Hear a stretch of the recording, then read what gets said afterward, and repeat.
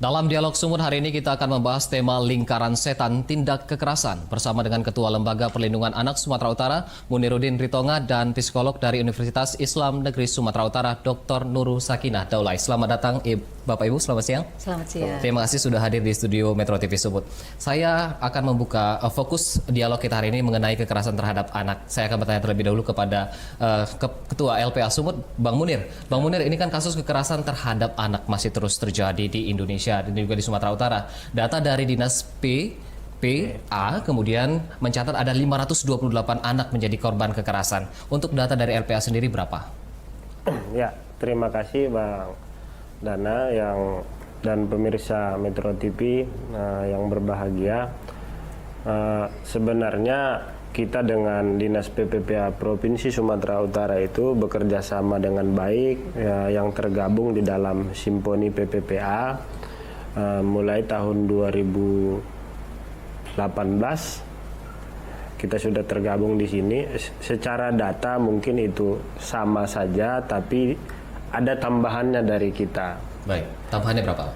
Tambahannya dari kita kalau dia di tahun 2019 yang sudah saya sampaikan tadi itu di 58 kasus, di 2019 itu di 63. Nah, kecenderungan kasus-kasus yang kita tangani di tahun 2019 dan di 2018 itu adalah dua hal yang dominan. Baik. Yang pertama adalah kekerasan terhadap anak dan kejahatan seksual.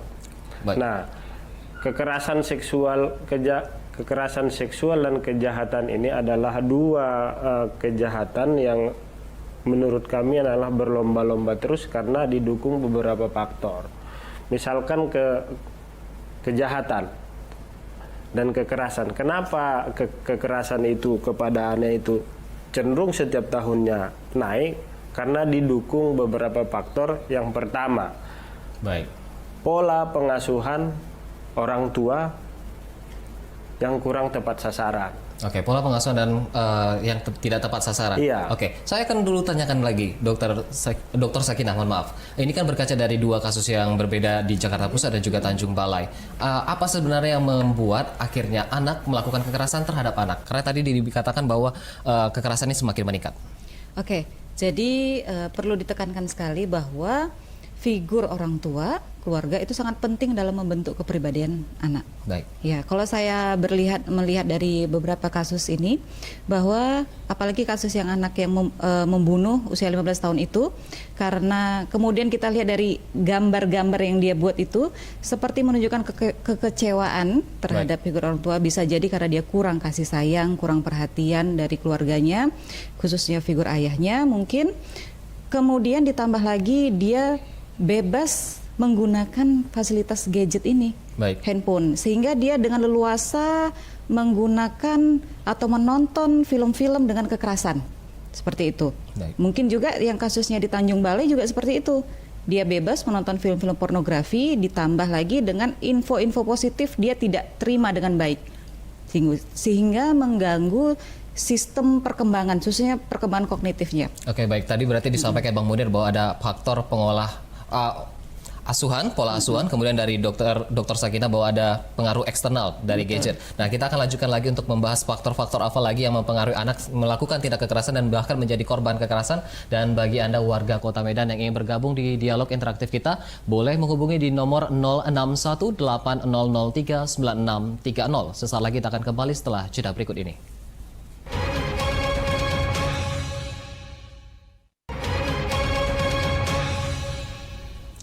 Anda kembali lagi di Dialog Sumut dan kita akan lanjutkan lagi dialog kita tentang kekerasan terhadap anak. Saya lanjutkan lagi kepada Bang Munir. Bang Munir, tadi disampaikan ada yang mendominasi adalah kekerasan seksual dan juga kejahatan pada anak. Ini apa untuk pelakunya sendiri yang mendominasi, apakah pelaku orang dewasa atau pelaku anak di Sumatera Utara?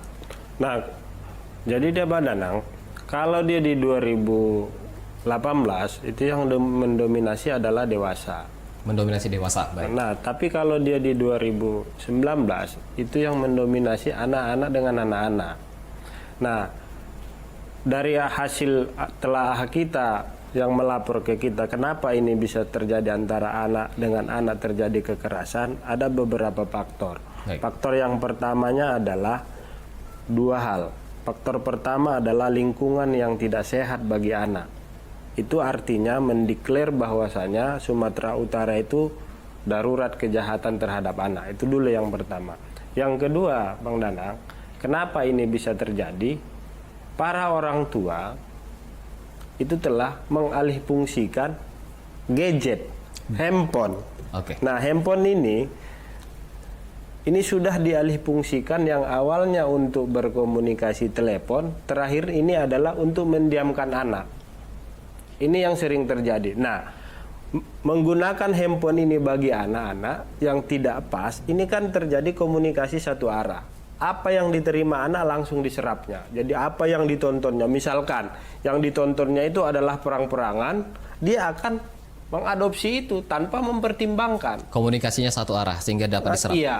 Baik. Jadi anak itu langsung menyerap bulat-bulat tanpa mempertimbangkan. Nah, ini kupikir bagi para orang tua dan pemirsa yang ada di rumah, nah, pola asuh anak ini dengan maraknya gadget ini sekarang ini yang harus diwaspadai. Baik. Bagi kita Lembaga Perlindungan Anak, saya berani menyebutkan pemanfaatan gadget ataupun handphone ini yang tidak sehat ini sama dengan narkoba.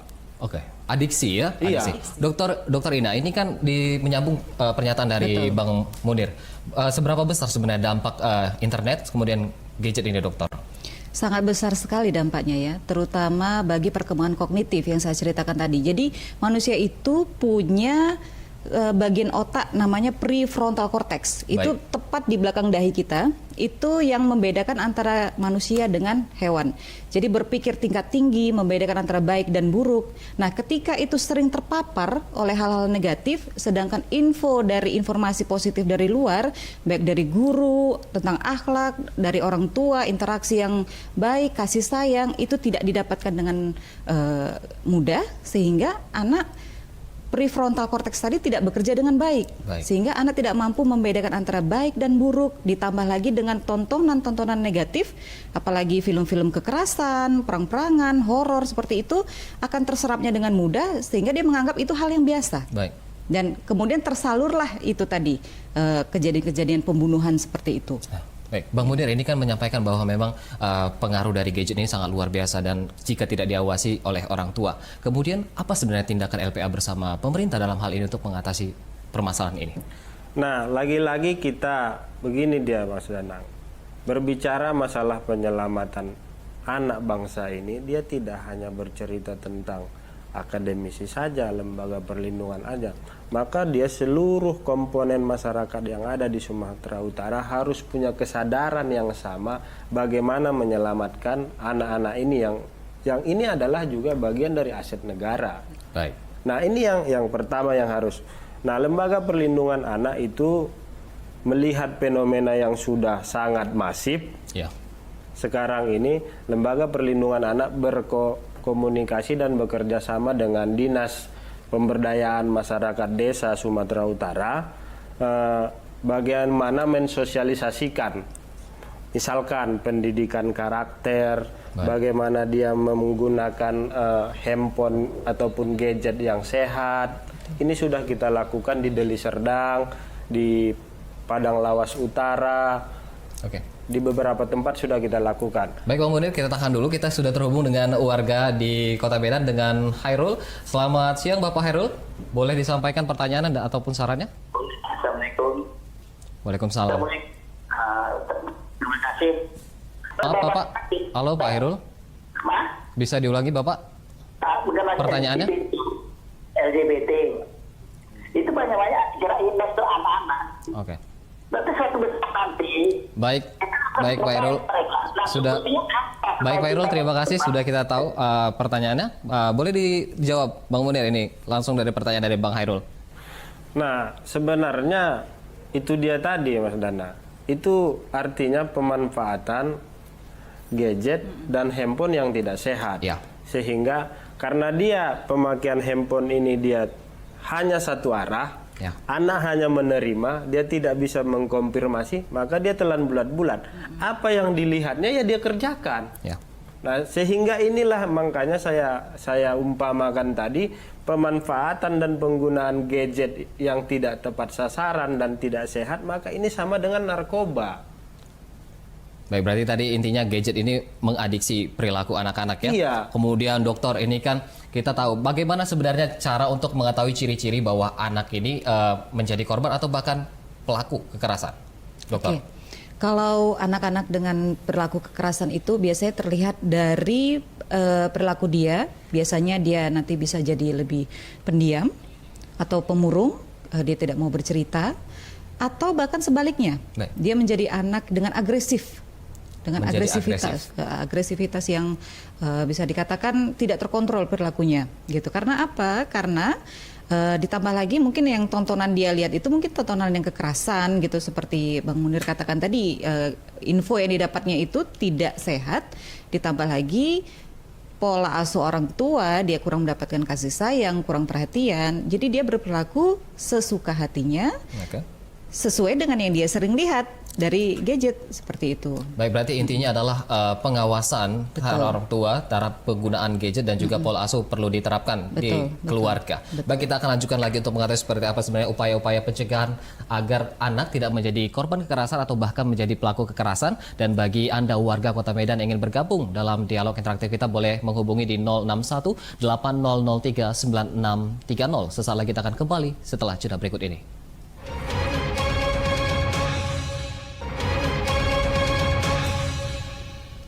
Anda kembali lagi di Dialog Sumut dan saat ini sudah terhubung dengan penelpon kita dengan Pak Bahtiar dari Kota Medan. Selamat siang Bapak, silakan pertanyaannya.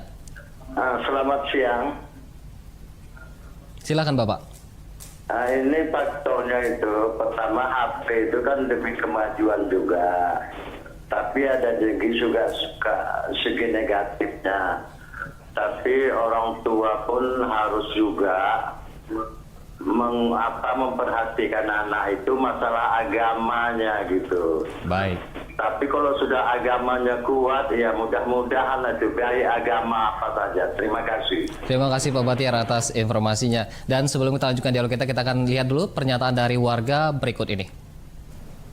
Orang tua itu perlu sebenarnya untuk lebih memperhatikan anaknya, bagaimana dia di lingkungan sekolah, terus apa aja yang terjadi pada lingkungan sekolahnya. Jadi setelah si anak memasuki jenjang remaja, anak tersebut tidak bisa dijadikan terus-menerus menjadi bayi atau boneka, tapi jadi teman terhadap mereka. Peran daripada ibu itu sangat penting ya, untuk menjaga anak-anak itu.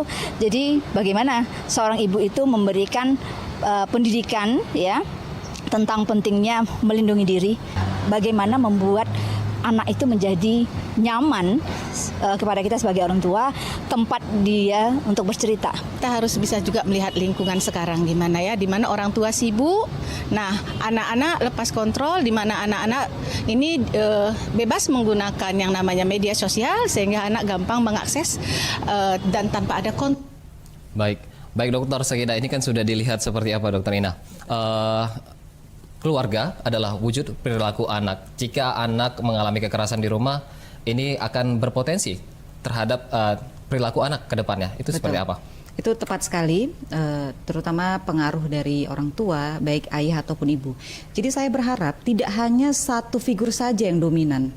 Ya, tidak hanya ibu saja, tapi juga ayah bagaimana berperan penting terhadap tumbuh kembang anak. Ayah berperan penting. Karena teorinya juga mengatakan bahwa ketika anak-anak itu tumbuh, biasanya anak perempuan dia akan dekat dengan figur ayahnya, gitu kan? Gitu juga sebaliknya, figur anak laki-laki dia akan mengidentifikasi dengan figur ibunya. Meskipun dua-duanya memang itu sangat dibutuhkan. Tapi intinya bahwa ayah dan ibu itu saling bekerja sama. Baik. Kemudian penggunaan gadget ini, tolong dibatasi anak-anak itu penggunaan gadget. Kalau dia memang sekolah, ya waktu sekolah jangan diberikan. Mungkin hari libur boleh. Hanya kemudian diberikan waktu. Adik kita main gadget, boleh main gadget, tapi ibu kasih waktu 1 jam, gitu. Kemudian ketika sudah mau sampai 1 jam, adik ingat 10 menit lagi, waktunya mau habis. Jadi anak itu tahu konsisten bahwa harus disiplin bahwa penggunaan gadget tidak sebebas yang dia pengen, seperti itu. Baik, berarti harus diawasi lagi kembali dan penggunaan gadget tadi. Bang Munir, ini kan tadi pencegahannya dari keluarga. Apakah memang ini langkah utama yang tepat untuk mencegah kekerasan terhadap anak ataupun bahkan anak bisa menjadi pelaku kekerasan dengan mencegahnya dari keluarga? Ya, Bang Danang, sebenarnya saya sampaikan begini, rumah tangga itu adalah pondasi utama Baik. dalam mendidik anak. Bagaimana perilaku kita di dalam rumah itu adalah cerminan bagaimana anak kita ke depan. Nah, fenomena yang sering kita dapati yang melapor ke kita itu adalah selaras dan sejalannya kedua orang tua. Contoh misalkan, ketika si ibu marah, si ayah jangan ikutan, diam aja, jangan dibela, udah. Jadi itu yang pertama. Yang kedua, si orang tua itu juga kadang kalau marah ya konsisten. Baik. Jangan marah sebentar peluk, enggak. Sehingga disitulah kita mengajari si anak untuk berkomitmen. Oke, mengajari anak untuk berkomitmen. Iya. Oke, dokter, ini kan tadi ada pertanyaan dari Pak Bahtiar bahwa Betul. memang SQ ini sangat penting. Penting sekali. Pentingnya keseimbangan IQ, EQ, dan SQ ini seperti apa untuk menjadi modal anak bisa terhindar dari tindak kekerasan? Oke, IQ itu kan bagaimana ketika anak diberikan ilmu pengetahuan, informasi, tetapi kemudian harus dibarengi dengan EQ. EQ itu artinya bagaimana anak bisa mengontrol emosinya. Ketika dia marah, apakah dia harus meluap-luap marahnya, gitu kan? Ditambah lagi dengan pendidikan agama.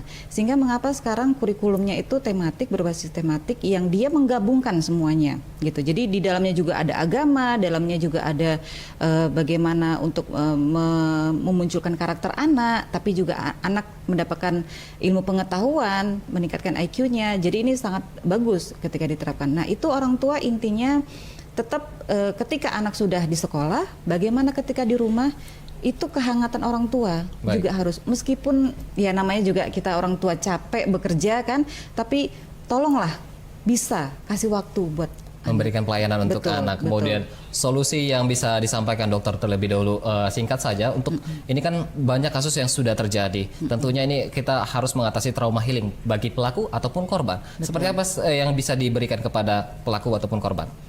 Intinya dukungan. Dukungan. Baik dari dukungan keluarganya sendiri, dukungan dari masyarakat, dukungan dari khususnya orang-orang profesional seperti dokter, psikolog atau psikiater untuk khususnya korban untuk bisa memunculkan rasa percaya dirinya lagi. Kemudian untuk yang pelaku itu haruslah diberikan motivasi untuk dia tetap bahwa perilaku yang dia lakukan itu tidak benar, sehingga dia bisa berpikir antara yang baik ataupun yang buruk. Karena pun kalau kita juga memberikan komentar negatif di sosial media terhadap pelaku, Betul, juga kita itu- melakukan kekerasan. Betul, itu justru membuat dia tidak semakin baik. Seperti itu. Baik, Bang Munir, ini kan menyambung pernyataan dari Dr. Ina ini sendiri. Solusi yang ditawarkan oleh LPA sendiri untuk mencegah tindak kekerasan terhadap anak ini bisa menurun di Sumut seperti apa? Ya, solusi yang bisa kita tawarkan ke pemerintah Provinsi Sumatera Utara khususnya, bagaimana kita mendorong gubernur melahirkan program ataupun sistem yang sistematis, terstruktur, dan masif. Baik. Ini penting sebagai upaya untuk mencegah dan menekan maraknya kejahatan terhadap anak di Sumatera Utara. Itu yang pertama. Yang kedua, bagi khusus untuk para orang tua dan masyarakat, berbicara masalah perlindungan anak ini adalah kewajiban kita bersama. Kewajiban kita bersama. Kewajiban kita bersama sebagaimana yang termaktub di dalam Undang-Undang 35 2014, seluruh masyarakat wajib melaksanakan sistem perlindungan anak. Bukan hanya kita saja, jurnalis, akademisi, dan LPA, tidak. Seluruh masyarakat Sumatera Utara wajib melaksanakan sistem perlindungan anak. Baik, berarti kerjasama antara stakeholder Kerjasama. terkait juga harus dilakukan. Iya. Upaya preventif juga harus terus dilakukan secara komprehensif. Dan pengawasan terhadap penggunaan gadget Betul. terhadap anak harus terus ditingkatkan orang tua di keluarga sehingga anak terhindar dari untuk menjadi korban negatif. kekerasan ataupun jadi pelaku kekerasan dan terhindar dari tindakan-tindakan negatif. Nah, demikianlah Dialog Sumut hari ini. Saksikan Dialog Sumut setiap Selasa dan Kamis pukul 13.30 waktu Indonesia Barat. Saya Dana Pangaribuan bersama seluruh kru yang bertugas mengucapkan terima kasih dan sampai jumpa.